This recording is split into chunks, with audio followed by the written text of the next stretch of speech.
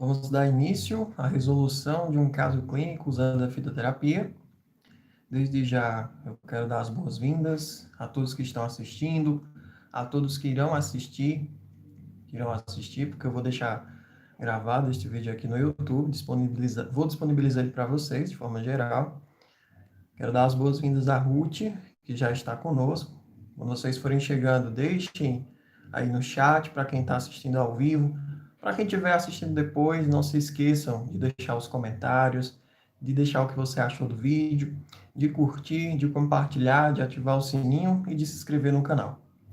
Para os que estão assistindo ao vivo, vocês podem compartilhar com os amigos, podem já pegar a caneta e o caderno também para anotar as informações mais importantes. E hoje nós vamos pensar um pouquinho, né? Como é que a gente usa a fitoterapia para resolver um caso clínico referente a cálculo renal, vulgarmente chamado de pedra nos rins. Vou só mandar a mensagem aqui para o grupo VIP de plantas medicinais. Para você que ainda não faz parte do grupo VIP, se você tiver interesse, você pode mandar uma mensagem para mim, deixa aí nos comentários manifestando esse interesse. No grupo VIP a gente fala bastante da função das plantas medicinais, das indicações, das contraindicações, citamos várias pesquisas, trocamos muito conhecimento. E para você participar, é um grupo no WhatsApp, você pode me mandar uma mensagem que eu posso estar te adicionando. Eu faço um cadastro bem rápido e aí você já começa a fazer parte deste grupo. Nós temos também o curso completo de terapeuta em fitoterapia, onde você recebe uma formação completa para atuar nessa profissão, nessa ciência que é a fitoterapia, com todo o embasamento científico e também com todo o respaldo legal. Então, para você que deseja atuar como fitoterapeuta, nós temos esse curso disponível. Inclusive, esse curso ele é reconhecido pela ABRAT, que é a Associação Brasileira de Terapeutas Holísticos. Vamos dar início aqui entendendo algumas coisas. Eu trouxe para vocês aqui, Lelinha, boa noite, Lelinha, seja bem-vinda. Eu trouxe para vocês aqui a minha ficha de recomendação terapêutica.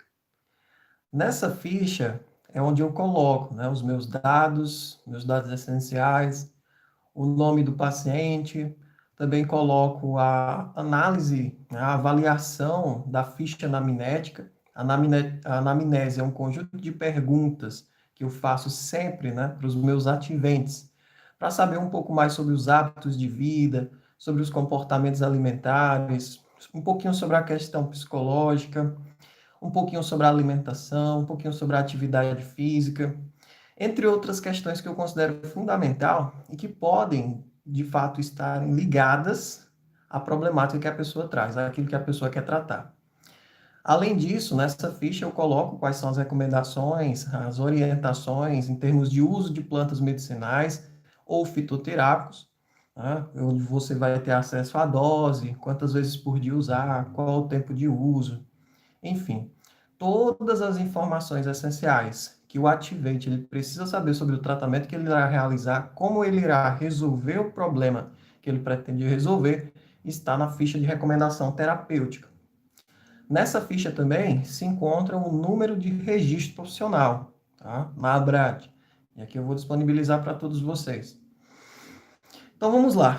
Vamos pensar no seguinte: um caso clínico, uma mulher de 26 anos apresenta dor na região lombar, né? É diagnosticada por um médico competente com cálculo renal, né? Ela recebe esse diagnóstico de cálculo renal, e aí ela compreende que a medicina ela não tem muitas opções a oferecer para tratar litíase renal, para tratar cálculo nos rins. E ela procura um fitoterapeuta, né, buscando opções que de fato resolvam o problema dela. Então, o que a gente precisa entender é que a fitoterapia ela é mais indicada quando esses cálculos eles têm até 5 milímetros. Quando a gente passa de 5 milímetros, já é um pouco mais complicado para resolver. Érica, boa noite, Érica, seja bem-vinda. A Érica está aqui conosco também. Quem for chegando vai deixando o nome, que aí eu vou marcando a presença de vocês, vou sentindo a presença de vocês, isso é muito bom, tá? Então, esse é o caso que nós temos para resolver. Mulher jovem, né, com cálculo nos rins, com pedra nos rins, como vulgarmente a gente costuma chamar. Então, aqui eu já trago para vocês uma opção, tá, de medicamento que a gente tem também usando plantas medicinais. Eu trouxe aqui pelo site Consulta Remédios, só para que a gente possa observar que existem plantas medicinais que vão estar associadas a outros compostos, né, a outros componentes, para o tratamento do cálculo renal. Como é esse caso aqui, nós temos a aloína, que é a substância presente na babosa, a tropa-beladona, que é uma planta muito venenosa para quem não sabe usar. Tá? Não recomendo de forma alguma usar essa planta in natura. Ela só pode ser usada mesmo dentro de alguma medicação, com a dosagem muito bem controlada. Então, nada de estar fazendo uso da tropa-beladona por conta própria. Cloreto de metilionínio, que é muito usado também. Costus expicatus, que aqui é uma planta também, né? Costus expicatus é conhecida como cana do brejo, cana de macaco. Vão deixando nos comentários aí se vocês conhecem a Costus expicatus. Tem também a Costus spiralis. Essas duas plantas, elas são muito parecidas, né? Isso depende da forma como ela cresce, ela vai ser a Costus expicatus ou a Costus spiralis. A Costus spiralis, ela cresce em espiral. Enfim, mas a gente tem que saber o seguinte, que a cana do brejo, também conhecida como cana de macaco, ela é uma planta muito interessante para tratar cálculo nos rins. Nós temos aqui também a presença da teobromina. A teobromina é mais uma substância que está presente nesse composto que vai ter uma ação específica. Então, essa associação ela está presente na forma de um medicamento. A aloína, como vocês observam, dá um zoom melhor para vocês observarem. A aloína ela possui propriedades estimulantes dos movimentos peristálticos. A beladona, que é uma planta venenosa, hein? Tem que tomar muito cuidado com essa planta, não pode usar ela in natura. A beladona é uma espécie vegetal usada nos espasmos do trato urinário devido à ação dos princípios anticolinérgicos. Aqui nós vemos também a função do cloreto de metiltionínio, ou o azul de metileno. O azul de metileno é um corante que a gente usa no laboratório. Tá? Então, esse azul de metileno ele é dotado de ação antisséptica sobre as vias urinárias. Ele vai atuar limpando as vias urinárias.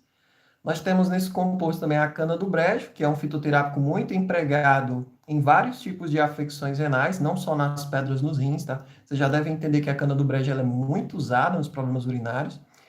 A teobromina, ela também tem demonstrado possuir ação dissolvente sobre uratos, além de ser um diurético suave. Então, existe esse composto aqui que a pessoa pode adquirir e ele tem esses efeitos, é indicado nessa questão específica, né, de tratar cálculo nos rins. Ah, mas aqui a gente está só iniciando, é só uma introdução.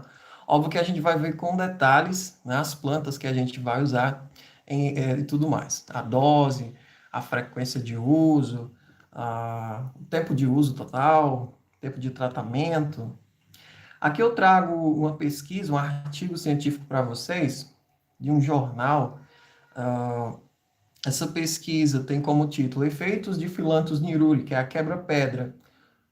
Boa noite, Vanessa, seja bem-vinda. Boa noite, Fernando também, que provavelmente está assistindo com a Vanessa, não sei, acho que eles estão no mesmo celular, não sei.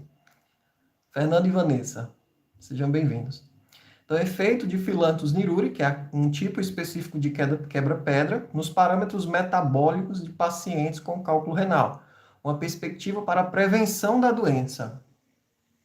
Então, essa pesquisa ela foi realizada por a Divisão de Nutrição e Dietética, Instituto Central, Hospital das Clínicas, Universidade de São Paulo e a Faculdade de Medicina lá em São Paulo.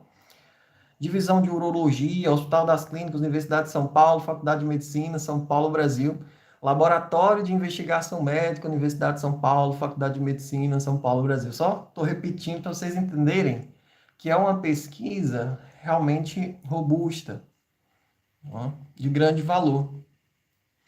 O que foi que essa pesquisa concluiu? Como é que foi que ela foi feita? Ela foi feita com 36 pacientes, onde 64% eram mulheres, mulheres com pedra nos rins. Pesquisa super interessante.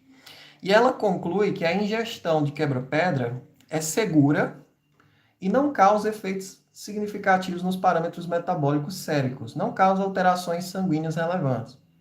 ela aumenta a excreção urinária de magnésio e potássio, então tem que ter um cuidadozinho, né?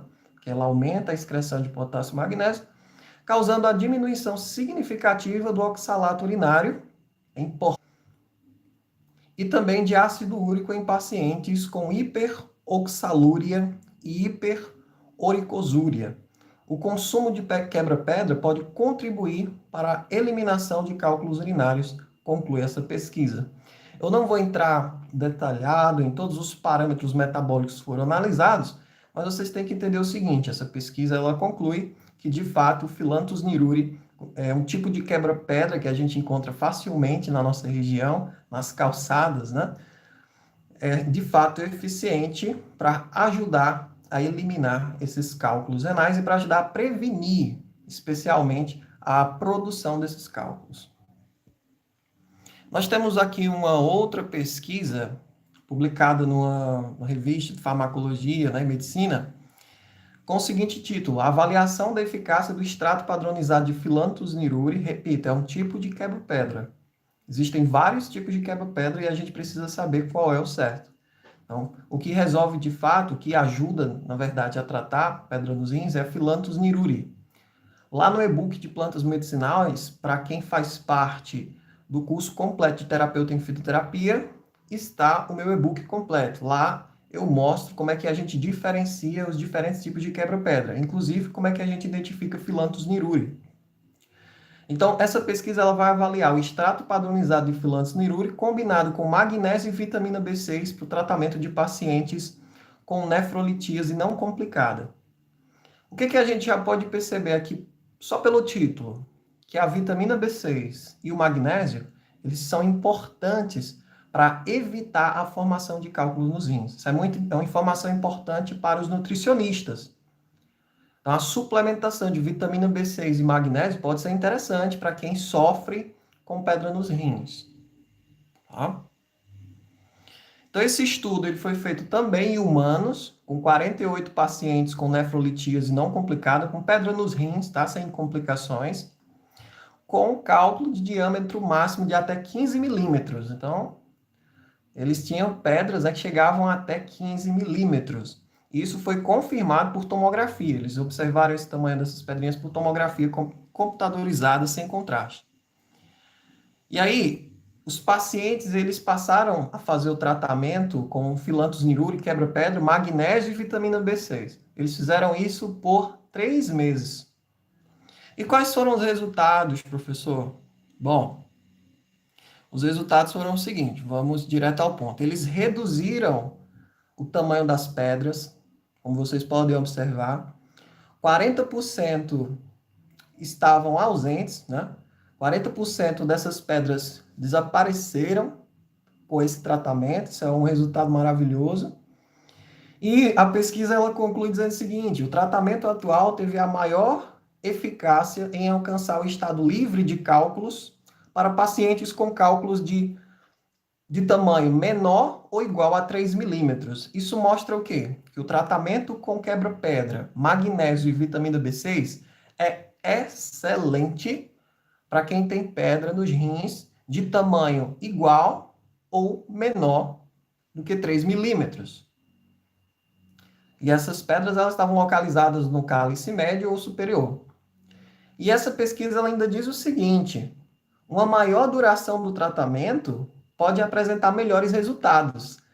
Ou seja, traduzindo em miúdo, se esses pacientes, eles tivessem continuado o tratamento, eles poderiam ter resultados bem melhores. Aqui a pesquisa se encerrou em 3 meses, mas se eles tivessem continuado usando quebra-pedra, vitamina B6 e magnésio, eles muito provavelmente conseguiriam reduzir muito mais e até mesmo se livrar desses cálculos renais. Não é maravilhosa essa pesquisa?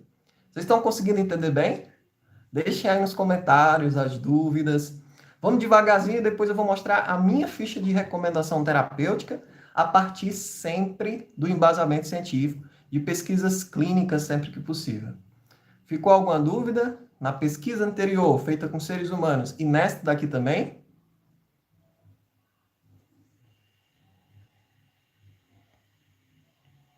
Tá tranquilo, gente?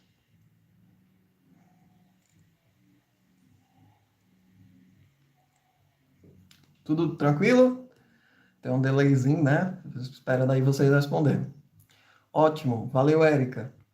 Esta outra pesquisa científica também, ela tem como título o efeito dos extratos de uma determinada planta, que eu não vou falar. Ótimo, Vanessa. De hibiscus sabidarifa. Vocês conhecem o hibisco, né? O hibisco a gente tem aqui em grande quantidade nas lojas de produtos naturais. É fácil de encontrar hibisco sabidarifa. E também do Philanthus amarus. Philanthus amarus é um outro tipo de quebra-pedra, que eu também tenho no e-book. Para quem quiser diferenciar Philanthus niruri de Philanthus amarus, nós temos lá no e-book. Então, o efeito desse extrato dessas três plantas, dos extratos dessas três plantas, sobre fatores de risco para cálculos urinários de oxalato de cálcio em ratos. Nós daqui a pouco vamos falar dos tipos de pedras nos rins. Existem diferentes composições para as pedras nos rins e para cada tipo de pedra nós temos um tipo de tratamento diferente. Isso é muito importante da gente reconhecer. Tá? Esse estudo aqui ele foi feito em 30 ratos. Foi feito em ratos, mas ele é super relevante. Tá?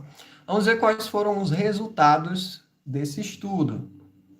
O grupo que usou hibiscus sabidarifa apresentou redução significativa de oxalato e glicolato sérico e maior excreção urinária de oxalato, mostrando que hibiscus sabidarifa ela é uma planta muito interessante para tratar cálculo renal. O grupo que usou Philanthus amarus apresentou aumento significativo de citrato urinário, o que é bom, tá? Em comparação ao grupo não tratado. Nós vamos daqui a pouquinho ver que o citrato, ele é muito interessante para impedir a formação desses cálculos renais. O exame histológico revelou menos deposição de cristais de oxalato de cálcio nos rins de ratos tratados com hibisco e também Philanthus amarus, o que é muito bom, do que nos ratos que não foram tratados. Esses ratos também tinham conteúdo de cálcio no tecido renal significativamente menor do que os ratos não tratados. Mais um resultado muito bom, né, em relação a Philanthus amarus e em relação também ao hibisco. Todos os parâmetros no grupo tratado com a outra planta foram comparáveis ao do grupo não tratado. Então, essa outra planta aqui, ela não foi interessante, ela não foi boa. Então, quais foram as que foram boas? Hibisco e Philanthus amarus, que é um tipo de quebra-pedra. As conclusões desse artigo: hibisco sabidarifa e Philanthus amarus diminuíram a deposição de cristais de cálcio nos rins. Diminuiu a deposição de pedras nos rins, né? Pedras de cálcio. O efeito antilítico de hibisco sabidarifa pode estar relacionado à diminuição da retenção de oxalato nos rins e a maior excreção na urina, enquanto a de Philanthus amarus pode depender do aumento de citrato urinário. Em contraste, a administração dessa outra planta não teve efeito nenhum em termos de diminuir, né, a formação dessas pedras. Né? Não teve efeito antilítico. O que é que nós já sabemos até agora? Em síntese, hibiscus é muito interessante, hibiscus sabidarifa, o nome científico. Philanthus niruri é muito interessante. E Philanthus amarus também é muito interessante. Além da vitamina B6, suplementação de vitamina B6 e suplementação de magnésio. Concordam comigo? Isto é o que a gente pode concluir a partir dessas pesquisas, desses dados científicos que nós estamos analisando aqui ao vivo. Bom, tem uma outra pesquisa aqui que vai mostrar o efeito da moringa. Quem conhece a moringa aí? A moringa oleífera. Nós estamos usando aqui a madeira da raiz, traduzindo em miúdos, a casca da raiz. Tá embaçado, Vanessa? Deixa eu dar um zoom aqui, deixa eu melhorar o zoom. Pessoal, vocês estão conseguindo ver bem? Eu estou acompanhando aqui no computador e tá tudo ok. Vocês estão conseguindo ver bem? A Vanessa disse que ficou embaçado o vídeo. Me dê um retorno aí. Não? Tá tudo bem, Vanessa? A Erika disse que aqui tá ok. Ótimo. Podemos continuar? As letras escuras, sim. Para mim tá um pouco embaçada a Leninha. Bom, deixa eu ver se eu consigo dar mais um zoom, aí vocês vão acompanhando, tá? Mas aqui no computador eu tô vendo aqui e não tá dando. Aqui tá embaçado também. Boa noite, Kátia. Seja muito bem-vinda. Seja muito bem-vinda, a Kátia presente aqui também. Bom, eu vou tentando explicar para vocês então, tá? Esse artigo científico, ele fala do efeito da moringa oleífera, a casca da raiz, no caso de pedra nos rins, né? Um tipo de urolitíase induzida por um determinado fármaco. Deve ser a NET, não sei. Aqui para mim tá tudo ok. Vocês estão conseguindo me ouvir bem? Ouvir a explicação? Que aí a internet ela vai melhorando e a gente vai, se vocês estiverem escutando o áudio e me vendo bem, eu vou explicando para vocês. É só aumentar a qualidade do vídeo, pessoal. Ó, a Erika aí falando. Aumenta a qualidade do vídeo. No vídeo tem uma engrenagenzinha. Você clica na engrenagenzinha, aí clica em qualidade e coloca a qualidade em 720, tá? É assim que vocês resolvem. É assim que faz, gente. É só aumentar a qualidade do vídeo. Foi boa, Erika. Muito obrigado. Fico feliz. Então, o efeito da casca da raiz da moringa. Gente, nós não estamos falando da folha da moringa, não. Nós estamos falando da casca da moringa. Da casca da raiz da moringa. Isso é muito importante. Usar a parte correta da planta é fundamental. Tá? Então, vamos ver o que, é que essa pesquisa diz. Então, ela diz assim, ó, na Índia, a moringa ela é muito usada como agente fitoterápico. O efeito da administração oral do extrato aquoso, ou seja, do chá, né? E da tintura, que é o extrato alcoólico da madeira da raiz da moringa, é muito usado na urolitíase, na pedra dos rins, né? Principalmente daquelas pedras do tipo oxalato de cálcio. Então, essa pesquisa ela vai fazer justamente isso. Ela vai pesquisar o efeito do extrato aquoso e da tintura, que é o extrato alcoólico, da moringa sobre a urolitíase, sobre essas pedras nos rins, que é formada por oxalato de cálcio. Vamos ver aqui quais foram os resultados desta pesquisa. Tem uma parte aqui que eu quero mostrar para vocês, depois vocês vão conseguir ver quando esse vídeo estiver gravado. Para quem conseguiu aumentar a qualidade, deixa aí, tá? Só para a gente saber. Vocês deixam. Bom, então os resultados dessa pesquisa, né, feita em ratos, são os seguintes: a moringa, a madeira, a casca da raiz da moringa é dotada de atividade anti-urolitíaca, né? Anti-urolitiática. Perfeito, nomezinho difícil de falar. O que que significa? Que impede a formação de pedras de oxalato de cálcio, de cálculos de oxalato de cálcio.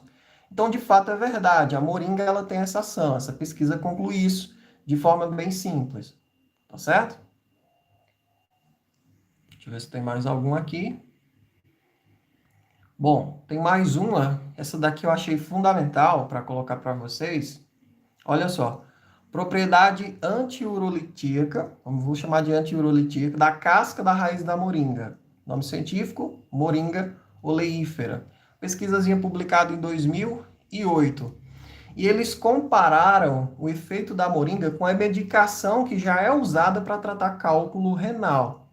O nome dessa medicação é Cistone. E eles perceberam nessa pesquisa que o uso da moringa, da casca da raiz da moringa, foi tão eficaz, né? O efeito foi comparável a essa medicação que já é usada para tratar cálculo nos rins, o que é maravilhoso. Então, a redução dos constituintes formadores de cálculos na urina e sua diminuição na retenção renal reduzem o produto de solubilidade dos cristais, dos sais cristalizantes, como oxalato de cálcio e fosfato de cálcio, que podem contribuir para a propriedade antiurolítica, né, da casca da raiz da moringa. Repetindo, qual é a parte que a gente usa da moringa? A casca da raiz. Agora eu vou mostrar de fato para vocês, após a gente viajar um pouquinho nas pesquisas científicas, eu vou voltar aqui para a gente ver a minha ficha de recomendação para essa cliente em específico, para ver como é que a gente vai resolver o caso dela de fato. É muito importante saber a função das plantas, mas é importante da mesma forma saber como usar essas plantas, como preparar, a dose, a quantidade de vezes por dia que a pessoa vai usar e também o tempo de uso. A ficha de recomendação terapêutica ela tem esse modelo. Tá? Tem a apresentação, ficha de recomendação terapêutica, tem que colocar de acordo com o NTSV TH002, que normatiza o formato, né, dessa ficha de recomendação terapêutica. Aqui eu variei um pouquinho o formato, mas sempre mantendo a essência, né, da orientação da NTSV, de terapeutas holísticos 002.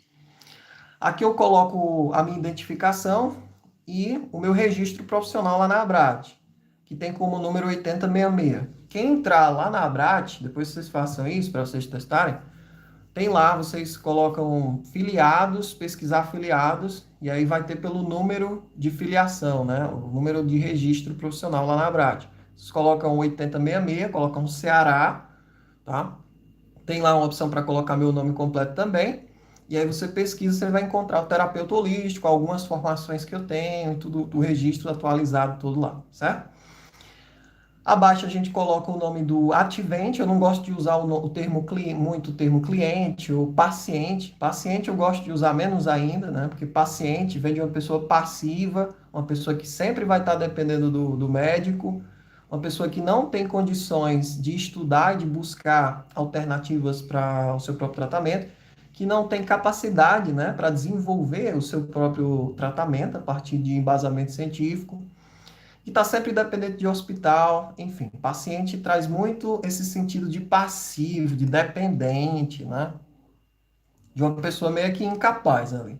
Então, eu gosto mais de chamar as pessoas dos meus ativentes, que são aquelas pessoas ativas, capazes, que não são dependentes a todo momento, né, dos médicos e que conseguem resolver os seus problemas a partir do seu próprio estudo também, tá? E aí a gente vê recomendações a partir da avaliação da ficha anamnética. Isso daqui, gente, é o seguinte: eu fiz a anamnese com a pessoa e a partir das respostas que eu obtive dessa anamnese, eu vou fazer algumas recomendações, algumas orientações. E aqui, de fato, eu já coloco o seguinte: os tratamentos naturais servem para cálculos de até 5 milímetros. Então, cálculos acima de 5 milímetros já é um pouco mais difícil de tratar, tanto pela medicina convencional, tanto pela fitoterapia, tá? Então, quais foram as recomendações que eu coloquei aqui a partir da avaliação da ficha anamnética? Número 1, diminuir a ingestão de sódio, tá? Diminuir a ingestão do sal de cozinha. Ingerir no máximo 2 gramas por dia. Reduzir o peso, né? Redução do peso, controle da glicemia e também controle da pressão arterial. Reduzir o consumo de doces e refrigerantes. Eu coloquei que a OMS, ela recomenda a ingestão de açúcar diária entre 25 e 50 gramas por dia, né? Mas o ideal é que esse consumo seja de até 25 gramas por dia. Reduzir o consumo de café, álcool e chás não recomendados. Tanto o café como o álcool, como alguns tipos de chás, eles podem aumentar a formação de cálculos renais. Então, a pessoa tem que deixar, pelo menos nesse período de tratamento, ou reduzir ao máximo possível de ingerir aí, café, álcool, bebidas alcoólicas e determinados tipos de chá, a não ser os que eu vou recomendar daqui a pouquinho. Reduzir o consumo de proteínas e suspender, né, qualquer suplementação de proteínas. Por quê? Quando a gente ingere muita proteína, nós produzimos mais ácido úrico, nós produzimos mais creatinina, e isso precisa ser eliminado pelos rins. O ácido úrico ele pode provocar a formação de cálculo renal. Então, quanto mais você ingere proteína, mais os rins vão ter que eliminar ácido úrico. Então, a gente tem que reduzir o consumo de proteínas para evitar essa formação, ou mesmo para piorar a situação de outros tipos de cálculos. Tá certo? Evitar alimentos ricos em ácido oxálico, como, por exemplo, beterraba, espinafre, chocolate, pimenta, nozes, acelga, batata doce, amendoim, quiabo e soja. Todos os alimentos ricos em oxalato de cálcio, né, em ácido oxálico, eles precisam ser evitados. Porque existe um tipo de pedra que é formado por oxalato de cálcio. E esse oxalato de cálcio ele é formado a partir desse ácido oxálico, né? Desse oxalato de cálcio que a gente ingere na alimentação. Então, nada melhor do que a gente evitar esses alimentos que vão favorecer, né, o desenvolvimento desses tipos de cálculos. suspender qualquer suplementação de vitamina C ou de vitamina D durante o tratamento. Por quê? Várias pesquisas têm demonstrado que as pessoas que fazem suplementação de vitamina C e de vitamina D, elas têm uma maior probabilidade de desenvolver cálculos renais. Então é interessante deixar de fazer uso, pelo menos durante o tratamento. Consumir mais líquido quando não estiver em crise, ou seja, quando não estiver sentindo dor. E a quantidade de líquido deve ser de 30 ml por quilo por dia. Mas as pessoas que estão com pedra nos rins, elas devem consumir um pouquinho mais do que isso. Entre 2,5 e 3 litros de líquidos, e isso todos os dias. Por que que eu digo consumir mais líquido quando não estiver em crise? Porque imagina, você tem uma pedra ali na pelve renal, você tem uma pedra nos ureteres, você tem uma pedra na uretra. Se você ingerir mais, e essa pedra ela tá empancada ali, ela tá querendo sair, ela tá presa. Se você ingerir mais água, você vai tentar expulsar essa pedra à força. Essa pressão para expulsar a pedra vai ser maior, então você vai sentir mais dor. Então, essa questão do aumento da ingestão de água, ela é muito importante, mas tem que ter cautela. Orientação 9, praticar atividade física 1 hora por dia de modo a suar. Tá? Isso se for possível, porque às vezes a pessoa está sentindo tanta dor que ela não consegue realizar essas atividades físicas. As pesquisas têm demonstrado que a prática regular de exercício físico ela está diretamente relacionada à redução da formação desses cálculos renais. Mas isso se a pessoa estiver ingerindo água. Tá? Ficou claro as orientações a partir da ficha de recomendação, a partir da anamnese que foi feita? Olha, o sal ajuda a formar os cálculos renais. Tá? Então, a pessoa ela deve diminuir bastante essa ingestão de sal. Reduzir o peso, controlar a glicemia e a pressão arterial. Quanto mais alimentos doces, né, refrigerantes, massas, a pessoa ingerir, mais ela vai estar aumentando a probabilidade de desenvolver esses cálculos. A pressão arterial também influencia muito. A gente sabe que a pressão arterial vai atuar diretamente lá nos rins, aumentando a urina ou diminuindo a urina, a depender da situação e de outras variáveis. Então, a pressão arterial muito elevada, ela é danosa para quem tem pedra nos rins. A pessoa tem que estar controlando tanto a glicemia quanto a pressão arterial. Se a pessoa estiver fazendo uso das medicações, né, para controlar a glicemia ou essa pressão arterial, ela deve continuar fazendo uso e sempre mensurando para ver, né, se a pressão e a glicemia estão nos níveis adequados. Isso já vai ajudar no tratamento. Reduzir o peso também é muito importante. Reduzir o consumo de carboidratos, doces, refrigerantes também, a gente já viu, né, para controlar a glicemia, por isso que é interessante. Café, álcool e chás não recomendados, a pessoa ela deve reduzir. Consumo de proteínas também, enfim, todas essas orientações, reduzir alimentos ricos em oxalato de cálcio, reduzir a suplementação de vitamina C e D, ingerir mais líquido é uma recomendação geral, mas tem que ter cuidado. Se a pessoa estiver sentindo muita dor, se você recomendar que ela beba mais água, por exemplo, ela pode aumentar ainda mais essa dor, tá? E o exercício de atividade física, como eu falei para vocês, tem sua importância. Então, nós, como fitoterapeutas, nós temos sempre que estar fazendo a avaliação da ficha anamnética. Tá? Todas essas orientações talvez sejam mais importantes, muitas vezes, né, são mais importantes do que o próprio tratamento. Não adianta nada a pessoa usar as plantas que eu vou mostrar agora, da forma como eu vou usar, da forma como eu vou mostrar, na forma como eu vou indicar, e não cumprir nenhuma dessas outras orientações a partir da ficha anamnética. Porque ela vai estar tratando e causando problema ao mesmo tempo. Então vamos lá direto ao ponto. Quais foram as recomendações de plantas medicinais ou fitoterápicos que eu fiz? Primeiro a gente precisa entender como essas plantas vão agir. Então eu vou escolher plantas diuréticas, ou seja, que façam a pessoa urinar mais. Eu vou escolher plantas anti-inflamatórias, que provavelmente se ela sentiu alguma dor, algum desconforto, ela tem um processo inflamatório ali. Plantas antioxidantes, que vão ser extremamente importantes. Analgésicas, né, já que a pessoa está sentindo dor. Facilitadoras da expulsão do cálculo, Então, por exemplo, eu vou usar a Phyllanthus niruri, que tem a propriedade de relaxar o ureter, né? Relaxar a musculatura do ureter, facilitando a expulsão dessa pedra. Redutor do tamanho dos cálculos, então eu vou usar plantas que diminuam o tamanho das pedrinhas que a pessoa está produzindo, facilitando assim a sua expulsão. E vou usar plantas que comprovadamente têm o efeito de prevenir a formação de novos cálculos, ou seja, de prevenir que a pessoa tenha a formação de novas pedras.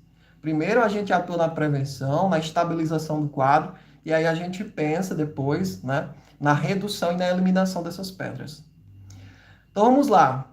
Recomendação número 1: ingerir suco de frutas cítricas, como limão, laranja, abacaxi. Vou adicionar aqui o melão durante o dia. Por que, professor? Ingerir, aumentar a ingestão do suco das frutas cítricas. Porque esse suco, ele possui ácido cítrico.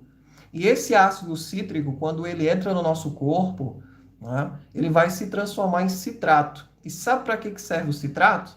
Ele serve para proteger os rins contra a formação de cálculos. Então, é uma recomendação que parece simples, mas ela acontece dentro da própria medicina convencional, tá? Se você fizer várias pesquisas nesse sentido, todas elas vão chegar à mesma conclusão, de que aumentar a ingesta de sucos de frutas cítricas ajuda e muito na prevenção e até mesmo na eliminação dos cálculos renais. Minha mãe é assistindo também, grande assistente social, Hilda Barbosa aí, seja bem-vinda. Fico muito feliz com a sua presença, minha mãe. Orientação número 2, a infusão, que a pessoa vai preparar todos os dias, da seguinte forma: uma colher de sopa da parte aérea picada da quebra-pedra, mas tem que ser a espécie Phyllanthus niruri. Uma colher de sopa do chapéu de couro, que é Echinodorus grandiflorus, né? Tem que ser essa espécie de chapéu de couro. Nós temos uma confusão aí, né, no conhecimento popular em relação a qual seria o chapéu de couro correto, então estou colocando o nome científico aqui para vocês. Uma colher de sopa da folha do abacateiro, que é a Pérsia americana, nome científico. Uma colher das folhas picadas de cana do brejo, que tem como nome científico Costus expicatus. E uma colher de sopa das flores picadas do hibiscus, que tem como nome científico Hibiscus sabidarifa. Tudo isso em 1 litro de água. A pessoa vai fazer essa infusão e vai tomar de 4 a 5 xícaras por dia. Vamos entender como é que cada uma dessas plantas age.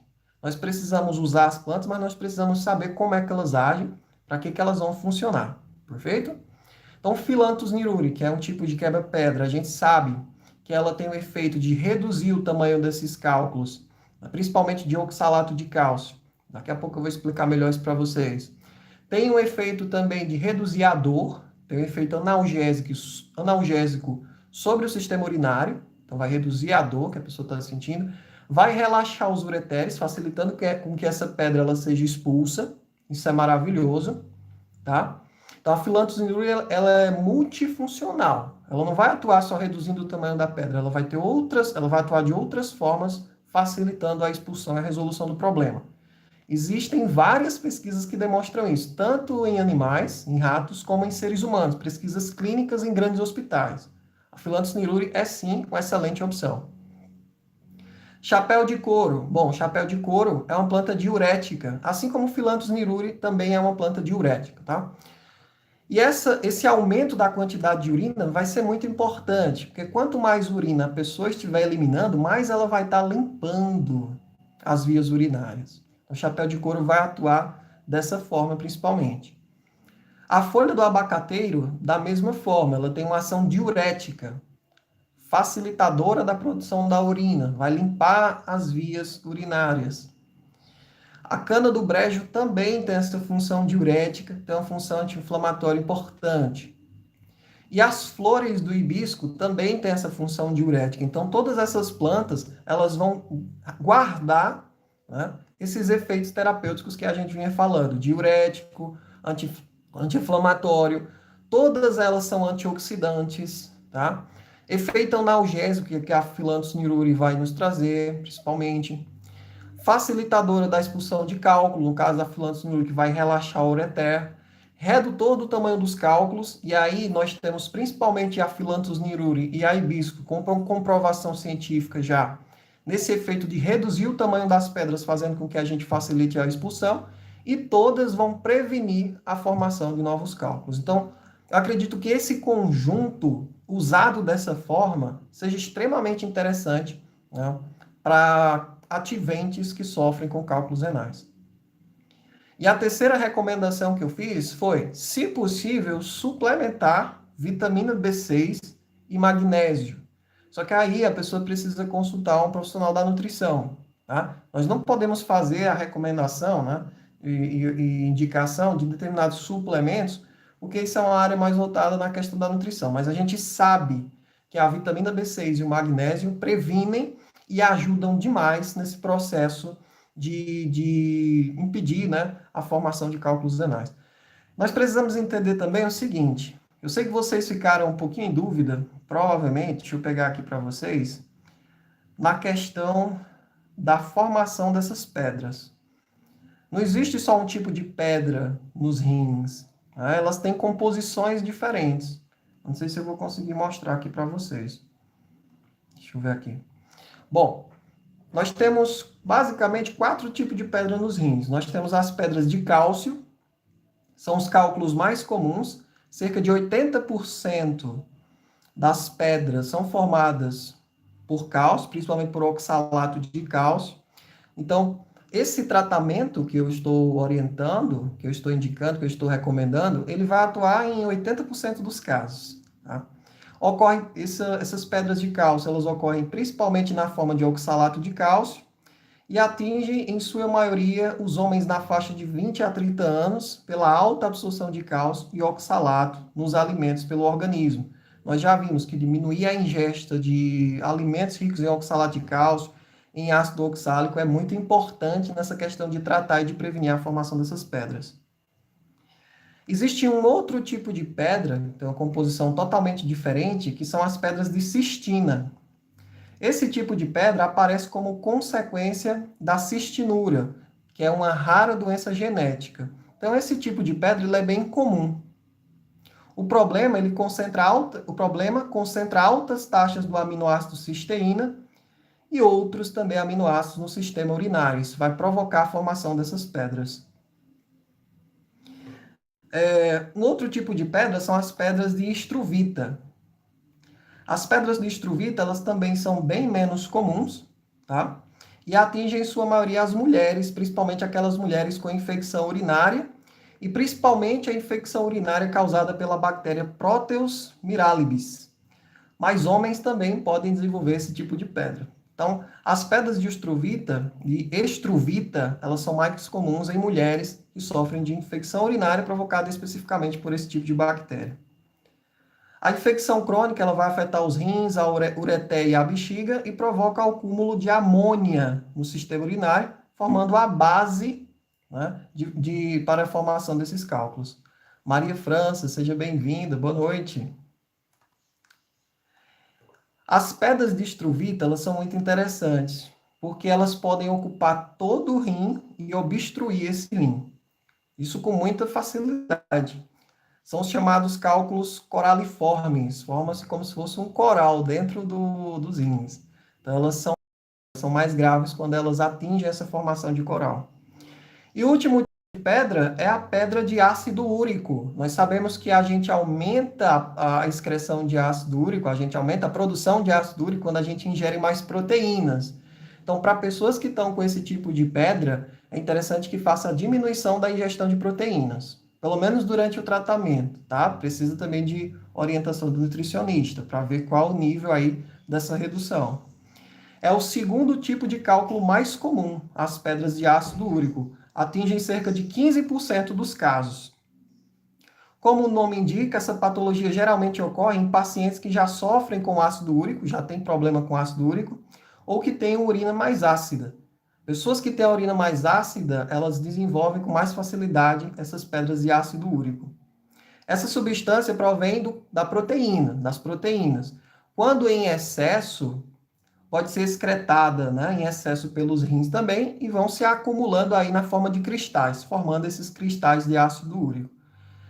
Então, vocês viram que as recomendações que eu fiz, em termos da análise da ficha anamnética, elas se aplicam aos 4 tipos de pedras que nós podemos ter. Principalmente a de oxalato de cálcio, que corresponde a 80% dos casos, e também aquelas pedras de ácido úrico, que corresponde a 15% dos tipos de cálculos. Então, com essa orientação, eu estou atingindo 95% de todos os casos das pessoas que sofrem com pedra nos rins. Tá? E aqui eu coloquei para retornar, para a pessoa retornar com os resultados após 60 dias. Orientei que se os sintomas não desaparecerem, né, ou piorarem, a pessoa deve procurar um médico, mas não é qualquer médico. Tem que ser um médico especialista na área. Tá? Aqui é o espaço para que eu possa assinar, ter o meu nome, o CRT, o número de CRT, a identificação de terapeuta holístico, o nome da cidade e o estado, e o meu contato para maiores informações. E aqui eu coloquei também, né, a identificação da ABRAT, mostrando que eu sou um terapeuta credenciado, reconhecido por essa instituição grandiosa aqui no nosso país. Tá certo? Então, esse é só um exemplo da forma como nós temos que atuar. Temos que fazer a ficha anamnética, temos que analisar essa ficha anamnética, temos que escolher as melhores plantas, embasar essas plantas científicas, sempre embasar essas plantas cientificamente, escolher a melhor dose, a melhor frequência e o tempo de uso total, né, o tempo do tratamento. Organizar tudo isso na ficha de recomendação terapêutica e passar, explicar também, né, como é que é esse uso das plantas para a pessoa. Aí pode acontecer o seguinte: mas doutor, eu não encontrei quebra-pedra. Bom, ela pode estar fazendo uso das outras plantas. Ah, eu não encontrei hibisco. Ela pode mesmo assim estar fazendo uso das outras plantas. Vai ter só uma adaptaçãozinha na quantidade de água, tá? Vai ter só uma adaptaçãozinha na quantidade de água. Mas isso aí é uma questão a você conversar com o seu cliente.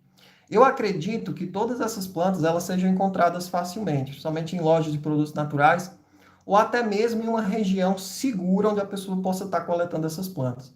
Tem que ter cuidado com a questão do chapéu de couro, que é uma planta que cresce na beirada de lagos, de rios. Então, se esse lago, se esse rio estiver contaminado, principalmente com metais pesados, a pessoa não pode, de forma alguma, estar coletando essa planta. Ela pode, inclusive, ter uma intoxicação. A Kátia está dizendo, poderia falar por que a barriga fica tão grande quando tem problema nos rins? Kátia, em algumas situações em específico, o que acontece? Às vezes essa pedra ela vai obstruir, porque eu não tenho uma foto aqui para mostrar para vocês, era para eu ter colocado. Às vezes a pedra ela obstrui, por exemplo, o canal do ureter, obstrui um ureter, a passagem do ureter. E essa água, Kátia, ao invés dela sair para o meio externo, ela fica acumulada ali nos rins, ela vai voltando e inchando esse rim. Esse rim ele vai aumentando de tamanho, Kátia. Justamente porque essa água, essa urina, né, que era para estar sendo eliminada, ela não vai conseguir ser eliminada, ela vai voltar a inchar esse rim. Então, muitas vezes a pessoa pode ter uma certa dilatação na cavidade abdominal, porque esse rim ele vai acabar exercendo uma certa pressão sobre os outros órgãos na sua região anterior, e a pessoa pode ter um pouco desse inchaço, né, dessa dilatação nessas áreas. Tá explicado? Pessoal, era isso. Espero que vocês tenham gostado. Para quem quiser, eu posso mandar, né, essa ficha de recomendação para vocês estudarem melhor. Um grande abraço, obrigado pela presença de todos. A Maria França, a Kátia, a Hilda, a Vanessa, a Jaqueline, a Lelinha, o Fernando, tá? A Érica e a Ruth. Muito obrigado pela presença de vocês. Até a próxima.